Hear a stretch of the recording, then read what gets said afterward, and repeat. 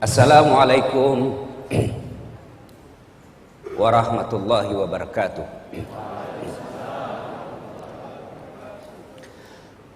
Alhamdulillah, alhamdulillahi rabbil alamin. Wabihi nasta'inu ala umurid dunya waddin. Asyhadu an la ilaha illallah wa asyhadu anna Muhammadan abduhu wa rasuluh.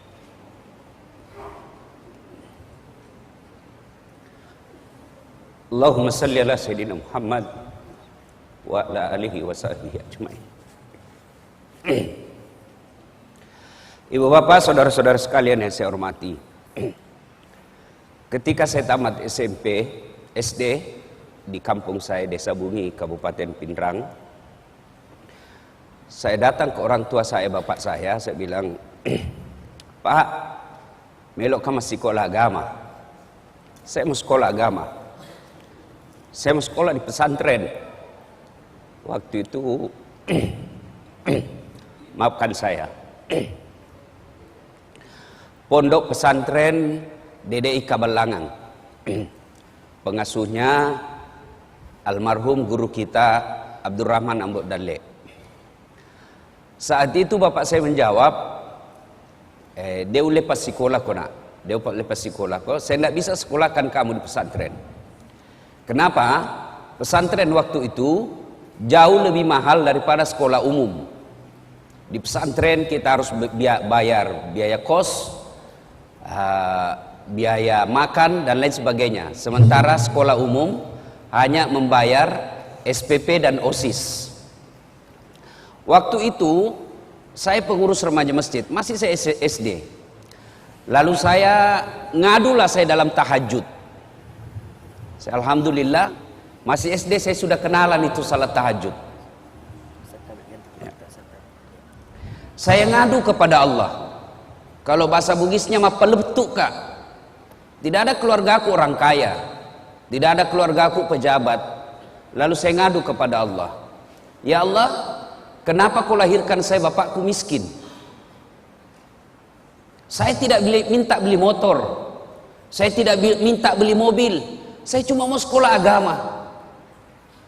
Alhamdulillah, saya malah sekolah umum, SMP di kampung, SMA 4, sarjana saya ada 2, sospol 1, sarjana syariah 1, sospol pun hampir 4 semester saya rahasiakan ke bapak saya, karena bapak saya tidak mau kalau saya sekolah politik. Dia bilang, itu politik pak, boleh-boleh. Saya selesai S2, S3 dan seterusnya. Apa yang membuat saya terharu? Alhamdulillah, saya bisa jadi ustadz meskipun saya tidak pernah mondok. Saya malu bicara di tempat ini. Di sini kumpulan orang-orang soleh, ada guru-guru kita. Saya kalau ketemu teman-teman guru-guru di Wahda Islamiyah, saya selalu berkata Tuan Guru, Androng Guru. Kenapa? Disitulah pusat-pusat orang punya ilmu. Saya ini hanya pandai menyebarkan ilmu. Sumber ilmu saya dari teman-teman saya di Wahda. Lalu menjadi pertanyaan, kenapa orang panggil saya dakwah? Nah saya ini kasihan bukan keilmuan dalam bidang dakwah. Ternyata salah satu sebabnya ketika orang saya tanya, bagus cara tak menyampaikan Ustaz. Tidak ada orang sakit perasaannya. Paling banyak sakit perasaannya ibu-ibu. Tapi heran, tetap kita suka itu ibu-ibu Ustaz. Nah, inilah kemudian saya bersyukur pernah sekolah dan sampai sekarang masih mengajarkan ilmu komunikasi. Saya tidak mungkin berlebih ketika saya katakan ilmu pertama yang diajarkan Allah kepada manusia Adam alaihissalam adalah ilmu komunikasi. Kapan Ustaz?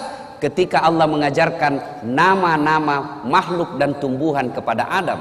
Nama adalah simbol, simbol adalah kajian utama ilmu komunikasi. Ibu bapak saudara-saudara sekalian yang saya hormati. Nah, melanjutkan Itu tadi intermezzo saja. Alhamdulillah emosi saya sudah mulai terkontrol. Saya gampang tersentuh ketika kumpul dengan teman-teman ustadz, karena saya bilang dalam hatiku, mereka mendalami ilmu agama sampai ke luar negeri, tinggalkan keluarga, kadangkala keluarkan ongkos baru bisa mendapat ilmu yang sangat dalam. Saya alhamdulillah santai-santai ji bisa dapat ilmu. Kenapa? Karena saya memang minta dari Allah Subhanahu wa taala. Cuma saya harus tahu diri bahwa ilmuku rendah sekali. Ustadz Fahrul Rosi hari ini nak kira kak barangkali basang. Bateku nagolai. Masya Allah. Biasa sih kalau dikasih begitu kak banyak pak ganti langsung ke bilang ada basang. Apa maksudnya? Golai capok. Ya. Bapak Ibu saudara-saudara sekalian, waqala Allah berfirman dalam Al-Quran, bismillahirrahmanirrahim, ya ayyuhalladzina amanu dukhulu fis-silmi kaffatan wa la tattabi'u khutuwatis syaitan innahu lakum aduwwum mubin. Wahai orang-orang yang beriman, masuklah engkau ke dalam Islam secara sempurna, jangan Islam pencitraan. Sekarang ini kalau musim pilkada itu politisi penampilannya kala-kala ustad. Rapat songkoknya, pakai serban, pakai gamis, nah bungkus dirinya serban putih, baru pegang tasbih besar, foto pasang baleho 4x6, kala-kala penampilan Ustaz Dasad. Begitu disuruh imam sholat maghrib, nah bilang Ustaz, paruh suaraku. Jangan Islam seperti itu, pencitraan. Dan masuklah ke dalam Islam secara benar, dan janganlah engkau ikuti langkah-langkah setan, karena sesungguhnya setan itu musuh yang nyata bagi kalian. Nah, kira-kira kalau pengajian begini Bu, ada enggak setan di tengah-tengah kita? Kira-kira ada setan Ibu? Ada. Bukan popo, bukan parakang, bukan uka-uka. Tapi apa setan yang ada di tengah-tengah kita? Bentuknya handphone. Apa? Orang sudah ceramah masih menggesek. Katanya mau dengar pengajian, mak download ji. Simpan dulu HP ta. Serius kah ini? Serius, simpan dulu. Simpan dulu. Bagaimana kita mau dengar ceramah kalau kita fokus di HP? Ada juga pura-pura foto itu. Padahal dalam hatinya dia HP baru. Ada yang lebih parah, udah foto kak dulu, baru nak share di grup Tablik Akbar bersama Ustadz Dasad. Tapi itu ji bajunya nak pakai waktu di TV One. Itu ada juga begitu. Nah ibu bapak saudara-saudara sekalian, pada Tablik Akbar kali ini tema yang saya ingin sampaikan fokus pada cinta. Adik-adik ini yang banyak kecuping-kecuping. Ini adik-adik percayalah, semua penyakit kita ingin cepat sembuh. Mau penyakit kusta, sakit kepala, sakit gigi, sakit utang, semua kita ingin cepat sembuh. Satu-satunya penyakit yang kita tidak mau sembuh adalah penyakit jatuh cinta. Inilah penyakit jatuh cinta, tidak mau kalau sembuh, maunya kita jatuh cinta selamanya. Nah, bicara tentang cinta saya tidak mau ceramah. Saya hanya ingin menyampaikan kisah-kisah bagaimana cinta, dakwah dengan cinta. Satu, adik-adik pernah, saudara-saudara, bapak ibu pernah dengar kisah Rasulullah Sallallahu Alaihi Wasallam di Taif. Rasulullah mendapat tekanan di Mekah, mendapat hinaan, mendapat cemoohan, teror secara fisik, teror secara mental. Fisiknya dilempari, mentalnya diludahi, rumahnya dipasangi duri. Lalu siapa yang lakukan itu? Bukan orang lain. Siapa? Keluarganya sendiri. Siapa? Abu Lahab. Tahu itu Abu Lahab dia? Tahu ke Abu Lahab? Tahu? Sepuh satu kali saudarana bapakna Nabi. Bahasa Perancisnya Amurena Nabita. Perancis itu Pare-Pare dan sekitarnya.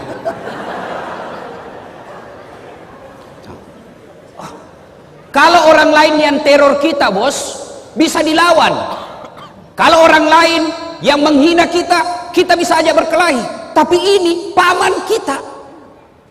Kita berharap ketika kita yatim piatu, kita berharap ketika tidak ada lagi orang yang mampu menolong kita, ada paman, ada saudaranya bapak kita yang tokoh masyarakat di kampung itu. Tentu harapan kita, mudah-mudahan kodong ini pamanku bisa tolong kak. Tapi apa yang terjadi? Justru pamannya Nabi dan istrinya yang teror Nabi. Bayangkan, teror fisik, teror mental. Tapi Nabi tidak pernah lebay. Tidak pernah kita dengar Nabi cuti jadi rasul. Karena tekanan-tekanan akhirnya cuti 1 bulan. Tidak pernah. Lalu dalam desakan dan hinaan seperti itu, Rasulullah Sallallahu Alaihi Wasallam ke Taif. Saya waktu terakhir ke umrah, saya sempat ke Taif. Itu Taif, kita naik tebing-tebing gunung. Kemudian sampailah kita di Taif. Nabi sampai di Taif, waktu itu jalan kaki. Saya naik mobil masih hampir 2 jam. Itu pun ada teman saya mabuk. Kenapa? Ular tangga. Naik lagi. Anak-anak zaman now tidak tahu ular tangga. Kita dulu waktu tak kecil ular tangga, ular tangga. Kalau dapat tangga naik lagi. Begitu dapat ular turun mungkin sini. Coba, masya Allah. Sampai di Taif, apa Nabi lalu sampaikan? Nabi lalu sampaikan keinginannya. Saudara-saudara sekalian, minta pertolongan. Nah, saya ajak kalian ikut beriman kepada Allah. Jangan sembah kecuali Allah. La ilaha illallah Muhammad Rasulullah. Bagaimana reaksi orang Taif? Masya Allah. Orang-orang tua di Taif nak kumpulkan itu anak-anak. Anak-anak bocah, ABG. Dia bilang, "Piku lempar itu, lempari." Bayangkan Pak, kalau orang dewasa lempar ki, masih kita merasa terhormat. Kenapa? Seusia ki bos. Tapi anak-anak yang ngusir kita, itu tekanannya, tekanan psikologisnya sangat tinggi. Lalu pada saat Nabi dilempari, datang malaikat Jibril menawarkan bantuan. Dia bilang, Jibril, kalau bahasa kita, Mas bro, Muhammad, tak lewat-lewat itu. Saya diperintah Allah, berdoa kau saja, Allah angkat. Saya diperintah Allah, saya lempar ini satu kampung, saya hancurkan mereka. Kira-kira kita dek, ada ini borong ki, nabuli ki satu kelas. Tiba-tiba datang ke polsek, bagaimana? Apa jawaban tak kira-kira? Kalau saya satu kampung lempari kak, tiba-tiba datang Densus, bagaimana Ustaz? Tangkap, tembak semua. Tapi apa jawaban Nabi? Jibril, kalau betul Allah ingin mendengar doaku kali ini, saya hanya ingin berdoa, ya Allah, berikan hidayah kepada seluruh masyarakat Taif. Jangan hancurkan mereka.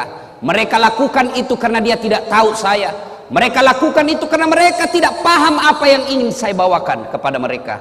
Saya hanya minta, ya Allah, berikan hidayah kepada mereka. Masya Allah. Coba membeda. Inilah yang disebut dakwah dengan cinta. Kisah kedua, bicara soal cinta. Bapak saudara-saudara sekalian, cinta, dakwah dengan cinta, dan cinta tidak akan muncul tanpa ada kesabaran. Coba, kita kira gampang jadi ustadz.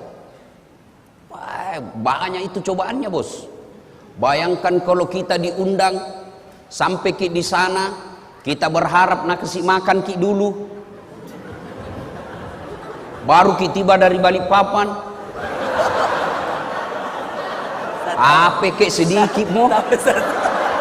Tuh, jantung baki langsung buka ini Ustaz.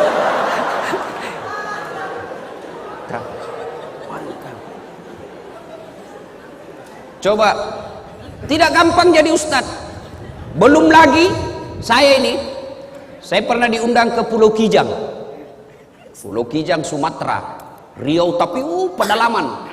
Waktu nak telepon kak, Assalamualaikum Ustaz. Waalaikumsalam. Betul Ustaz Dasat, betul sekali. Kenapa ki?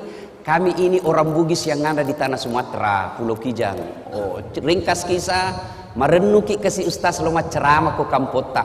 Bugis. Oh, jago ini orang Bugis ini.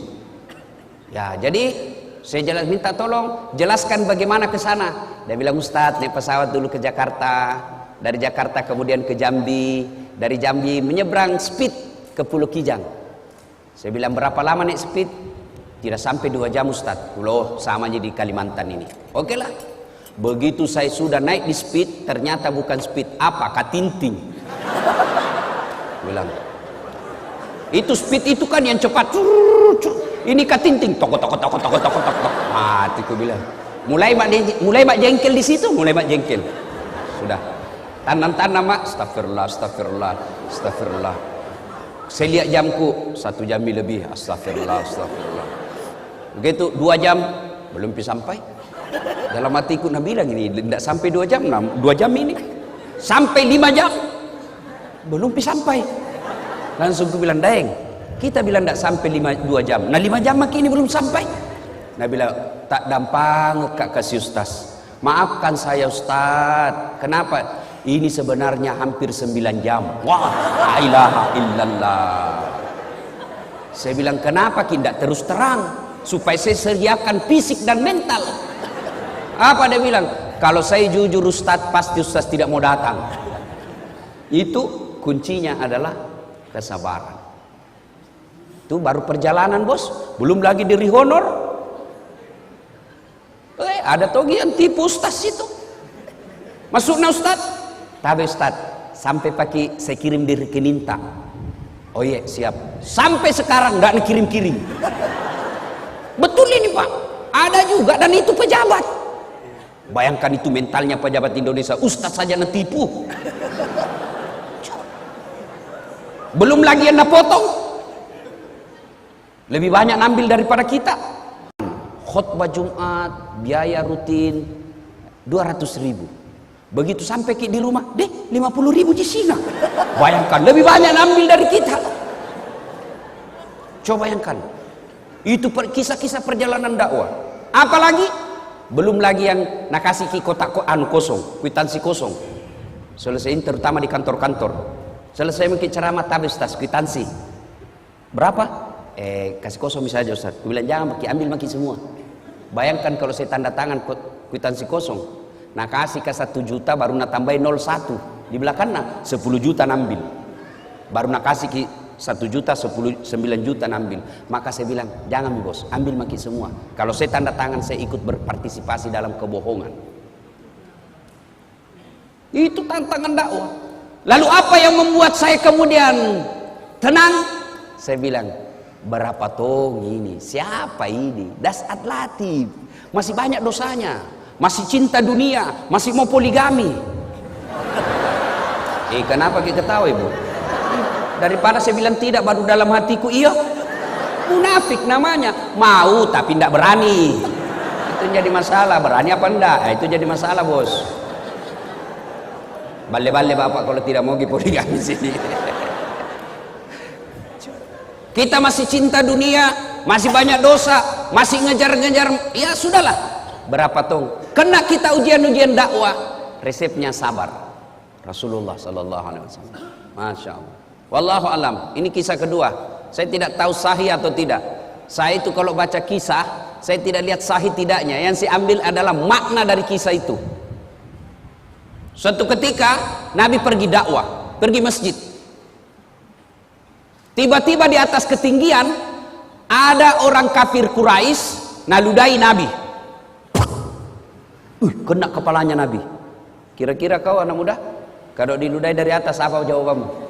Mana mau pemburu hidayah ambil batu, kurang ngajar. Baru ki 1 bulan kena hidayah, mencoba lagi.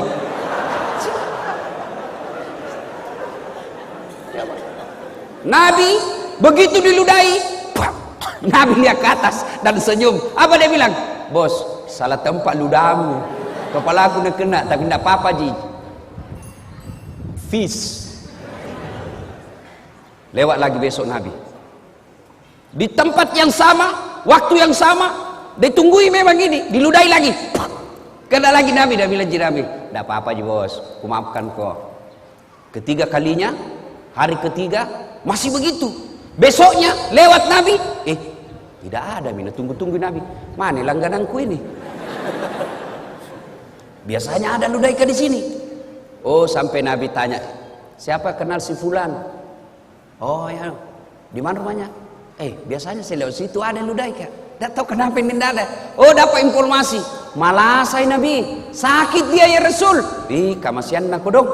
Akhirnya Nabi pulang ke rumahnya dan berkata kepada istri beliau, ya Ummul Mukminin Khadijah, ada roti?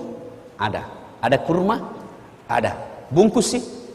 Mau kemana ya Rasul? Mau pergi lihat langgananku. Sakit kodong. Sampai dia ketuklah rumahnya itu orang ludah Nabi. Assalamualaikum. Siapa? Muhammad. Muhammad siapa? Langgananmu bos. Mati. Mak dah maki. Datang Muhammad balas dendam ini. Selesai dia bilang, saya tadi lewat di tempat biasa. Saya cari-cari tidak ada. Rindu-rindu tuh nggak kurasa dengan ludata. Ternyata sakit bede. Ini ada roti saya bawakan ki, ada kurma saya bawakan ki. Kita makan, saya doakan ki mudah-mudahan cepat sembuh. Masya Allah. Mendengar ini, apa jawabannya ini orang tadi yang teror secara fisik dan mental Nabi? Apa dia katakan? Dia bilang, Abu Jahal saja yang sewa saya untuk teror kamu, tidak datang lihat saya sampai sekarang. Justru kamu orang pertama yang datang membesuk dan mendoakan saya. Luar biasa akhlakmu ya Muhammad. Masya Allah. Akhirnya apa? Ini orang menyatakan, saksikan ya Muhammad, la ilaha illallah Muhammad Rasulullah. Tiada Tuhan selain Allah dan Muhammad adalah utusan Allah. Saya tidak persoalkan ini kisah sahih atau tidak. Jangan lagi nanti share nabuli lagi di Facebook. Itu ustaz palsu.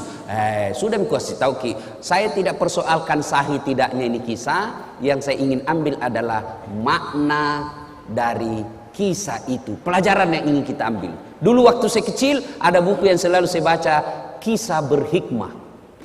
Kita ambil hikmah dari kisah itu. Inilah cinta harus dengan kesabaran. Tidak mungkin ada cinta kalau tidak sabar. Termasuk ibu-ibu. Kalau tidak sabar menghadapi suami kita, jatuh itu cinta. Nah, mau bicara tentang cinta yang hebat, Masya Allah. Ada seorang wanita, kembali lagi. Ini saya baca kisahnya, ternyata didaifkan hadisnya. Siapa dia? Ayub alaihissalam. Ayub alaihissalam. Itu Ayub alaihissalam, adik-adik sekalian, luar biasa, alim, taat beribadah. Allah kelimpahkan beberapa rezeki kepada Ayub alaihissalam.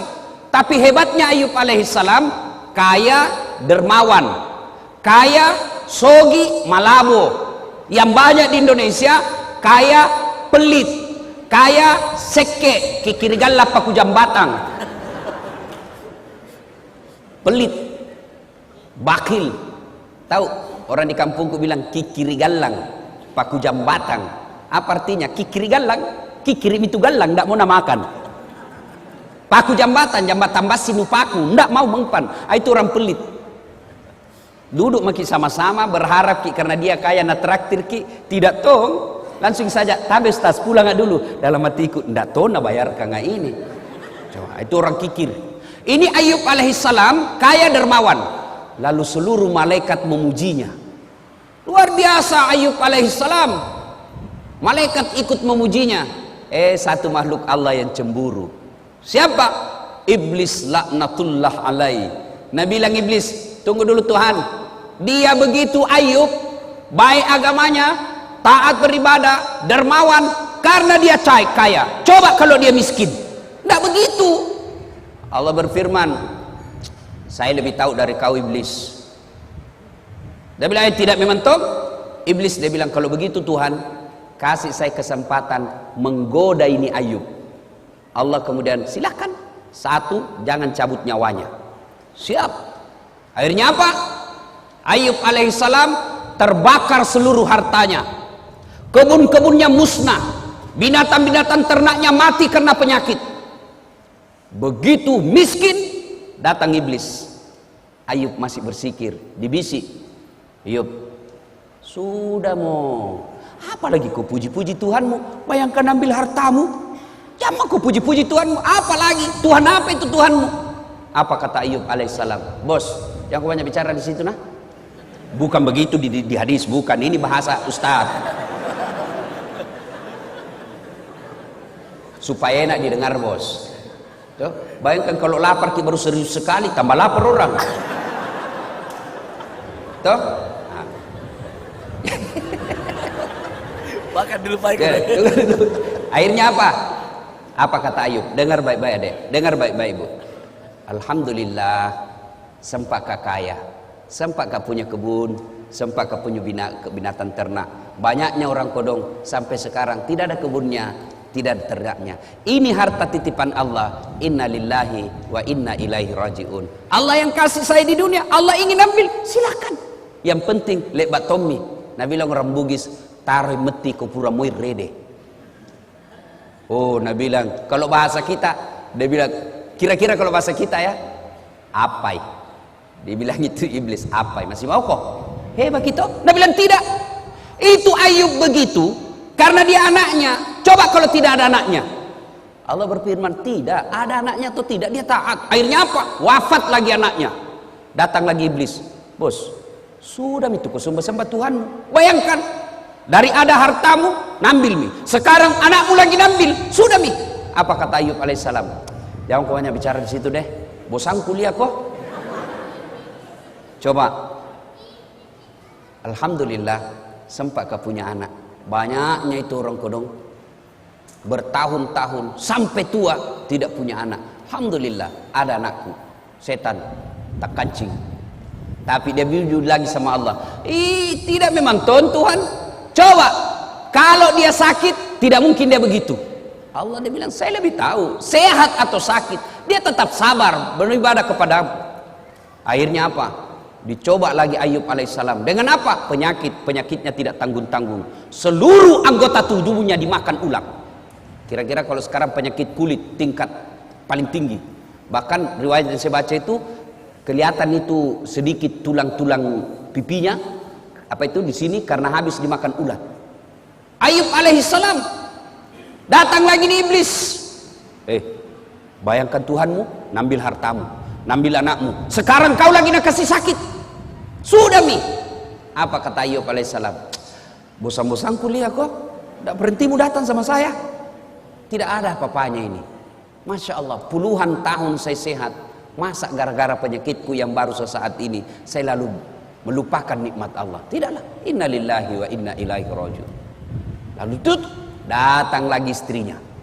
Dia bilang apa sama istrinya? Istrinya bilang apa? Bang, berdoa maki sama Tuhan. Minta ki supaya berhenti penyakit tak. Apa kata Ayub alaihissalam? Masih kak. Saya malu minta kepada Allah. Puluhan tahun saya sehat, baru beberapa saat saya sakit, saya malu kepada Allah. Lalu iblis tidak putus asa, dia datangi lagi Ayub alaihissalam. Gagal dia goda Ayub, maka dia datangi istrinya. Istrinya dihasut. Maka ibu-ibu hati-hati. Biasanya setan mati akal hadapi suami, tapi dia masuk sama istrinya. Suaminya mau pergi sedekah, mau bantu sahabat pemburu hidayah, dia mau kasih uang sumbangan 500.000, sudah ada di dalam dengan amplop. Tiba-tiba dia lihat istrinya, Pak, kenapa ada ini uang 500.000? Mau dia apa? Ada itu anak muda kodong mencari hidayah, mau saya kasih di sumbangan beli Quran. Dia bilang, talekan ini sok kaya. Apa orang lagi itu ada anak gue beli kaki pulsa. Akhirnya gagal bersedekah. Kenapa? Godaan setan dunia dalam bentuk istri lebih besar daripada godaan yang tidak kelihatan. Itu Nabi bilang orang di kampungku setan mak bulu-bulu.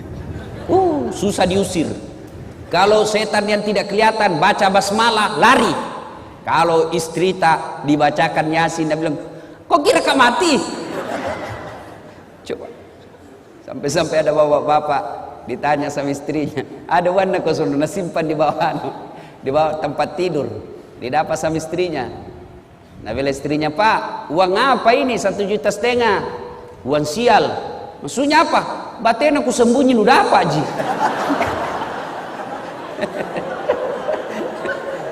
Ada ibu-ibu begitu sini. Bapak saudara-saudara sekalian, Ayub alaihissalam, kemudian setan ternyata berhasil menggoda istrinya. Apa? Istrinya berkata, "Bang, tak dampang kasih, maafkan saya. Apa boleh buat? Saya tinggalkan ki." Dia bilang Ayub alaihissalam, "Ya sudah limpah. Kalau engkau tinggalkan, silakan. Tapi pulang kau nanti suatu saat saya pukul kau 100 kali, saya cambuk." Masya Allah. Tidak sampai di situ godaan setan. Apalagi penduduk satu kampung dihasut. Dia datangi penduduk tokoh-tokoh masyarakat. Dia bilang, usir Ki Ayub. Usir dari kampung. Kenapa? Nah, tulari kau nanti itu penyakitnya. Dia akan membawa satu kampung ini penyakit, semua kena penyakit. Usir Ayub. Datang kepala kampungnya. "Ayub, maafkan kami cinta kepadamu Ayub, tapi mohon maaf, kami takut ketularan penyakitmu." Ayub alaihissalam lalu berkata, lemukna tu nyawamu mbok, teganian kau, tolong angkat tangan di antara kalian, siapa yang tidak pernah saya bantu? Tolong ini penduduk kampung, angkat tanganmu, siapa yang tidak pernah saya bantu? Lalu ini kepala kampung bilang, "Kami sadar Ayub, sudah kau bantu kami semua, tapi takut ke penyakitmu." Akhirnya apa? Ayub alaihissalam diusir dari kampungnya dalam keadaan sakit, dalam keadaan miskin, ditinggalkan oleh istrinya. Ayub alaihissalam pergi ke padang pasir, lalu bikin tenda-tenda. Disitulah kemudian Allah mengabulkan doanya Nabi Ayub alaihissalam. Lalu Allah perintahkan kepada Jibril alaihissalam, hentakkan kakinya Ayub. Dia hentakkan pasir, lalu keluar air, lalu ditutuplah air itu dengan pakaiannya Ayub. Lalu pakaian itu yang penuh air digosokkan ke seluruh tubuhnya, sembuh Ayub alaihissalam. Ini kekuatan kesabaran. Kalau ini dimiliki dalam dakwah, aman. Kita kira itu pergi menceramah semua orang senang. Tidak. Ada juga iblis. Iblisnya dalam bentuk apa? Penguasa yang sombong. Iblisnya dalam bentuk apa? Orang kaya yang takabur. Penguasa dalam bentuk apa? Godaan-godaan dunia. Maka solusinya adalah kesabaran. Dan kesabaran itu akan melahirkan cinta. Tanpa kesabaran tidak mungkin ada rasa cinta. Nah, aplikasinya sekarang, ayo, kalau kita cinta dalam dakwah, jangan menyalahkan dan menakut-nakuti orang. Saya tidak tahu Ustadz ini kisah sahih atau tidak, tapi saya selalu bilang, saya ambil hikmahnya saja. Suatu ketika datanglah pemuda menghadap kepada Nabi Muhammad SAW. "Ya Rasulullah, saya ini tukang judi, saya ini tukang mabuk, saya pezina, apa saya boleh masuk Islam?" Dia bilang Nabi, "Boleh ji, alhamdulillah. Tapi saya tukang judi, saya pemabuk, saya pezina." Dia bilang Nabi, "Tidak apa-apa ji. Satu, mau kau janji sama saya?" "Apa ya Rasul?" "Kau janji sama saya tidak pernah bohong, alias jujur kau." Dalam hatinya deh, gampang aja. Dia sudah bilang, kenapa ini Muhammad takut saya tidak jujur, padahal saya sudah jujur, nyata-nyata saya sudah bilang saya pezina, saya sudah jujur nyata-nyata saya perampok, saya sudah jujur nyata-nyata saya tukang judi, saya pemabuk, masih dikira saya tidak jujur. "Baik ya Rasul, saya jujur." Oke, syahadat. Syahadatlah anak muda ini. Setelah itu waktu demi waktu berjalan, timbul kebiasaannya lagi. Dia mau berzina, dia cewek cantik mau berzina, tiba-tiba dalam hatinya, saya sudah Islam. Nanti kalau saya ketemu Nabi, apa ku bilang dik? Kau sudah Islam? Iya. Kau berzina? Kalau saya bilang berzina, tidak enakku, Islam baru berzina. Kalau saya bilang tidak, berarti bohong kak. Akhirnya apa? Batal berzina. Selang lagi beberapa saat, mau berjudi lagi. Saya sudah Islam. Saya ditanya Nabi masih judi kak? Ya enak. Kalau saya bilang tidak, bagaimana? Berarti saya bohong. Akhirnya apa? Batal lagi judi. Mau mabuk, begitu lagi. Seterusnya dan seterusnya dan seterusnya. Lalu dia datang kepada Nabi. "Ya Muhammad, luar biasa. Luar biasa kau ya Muhammad. Betul satu yang ku minta, tapi itu intinya."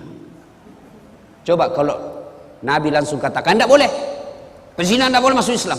Maka dia tidak masuk Islam pada saat itu. Tidak. Lalu kita belajar lagi Al-Quran. Coba lihat Al-Quran. Ketika mengharamkan khamar, ballo, vodka, whisky, Jennifer, Donald, topi miring. Apalagi itu? Lempox. Sekarang lempox itu yang bahaya dan murah. Sekarang ada di Makassar, ada tong komunitasnya. Apa? Komunitas pemuda bernapas dalam kaleng. Hancur juga ini anak muda ini. Lempox na campur lem tikus. Apa nak bilang? Cemen lu men. Masa baru satu botol teler mako? Itu teman tak tahu aja gona sampai masuk di got.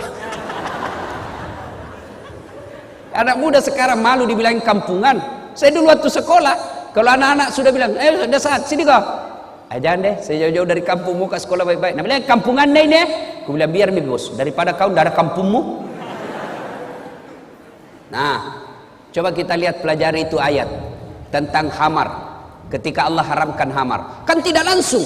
Pada saat itu orang-orang Arab kafir jahiliyah waktu itu bukan cuma dia minum itu khamar, dia mandi. Dia mandi itu khamar. Begitu hobinya dengan khamar. Turun ayat. Ayat pertama tentang khamar. Apa? Disentuh dulu akalnya. Khamar itu ada manfaatnya, juga ada buruknya. Tapi ketahuilah keburukannya jauh lebih besar daripada kebaikannya. Ini peringatan bagi orang-orang yang berpikir. Mulai berpikir, oh ya tahu ada baiknya, tapi lebih banyak jahat keburukannya. Akhirnya mulai jalan pikirannya. Lama turun ayat kedua. La taqrabus salata wa antum suqara. Jangan kau dekati khamar ketika kau dalam keadaan mabuk. Artinya apa? Yang tadinya orang Islam sudah masuk Islam, yang tadinya orang kafir masuk Islam, 5 kali sehari semalam sholat, artinya 5 kali tidak boleh mabuk. Maknanya dalam sehari makin jauh dia dari khamar. Lama turun ponis terakhir, keputusan akhir. Innamal khamru rijsun min amali syaitan. Sesungguhnya khamar rijsun, bapak moyangnya dosa. Min amali syaitan, perbuatan syaitan. Jauhi agar kamu termasuk orang-orang beruntung. Nah ini, jadi kalau ini kita pakai, berarti dakwah itu harus bertahap. Ya kira-kira kalau anak muda gaul baru datang sama kita, Ustadz bagaimana pacaran? Boleh. Betul ke Ustadz? Betul, yang penting yang ku ketemu. Iya Ustadz, iya yang penting pacaran syar'i. Maksudnya jangan ku ketemu, SMS saja. Sudah itu datang lagi, mulai dilihat jauh jarak. Dek, apa gunanya itu pacar-pacaran? Kasih habis pulsa, bikin pikiranmu mumet, bikin hayalanmu berdosa. Sudah jangan saja. Lebih baik kau langsung lamar. Tapi tidak ada pekerjaanku. Rezeki bukan soal kerjaan, rezeki itu Allah yang ngatur. Tidakkah dalam Quran mengatakan satu orang menikah tambah lagi satu orang menikah maka 2 rezekinya, 1 tambah 1 menjadi 2. Jangan aku putus asa. Sudah itu. Coba kalau baru datang yang tadinya hobi pacaran, mana pacaran? Haram. Dede, jangan ikut pengajian deh, saking haram.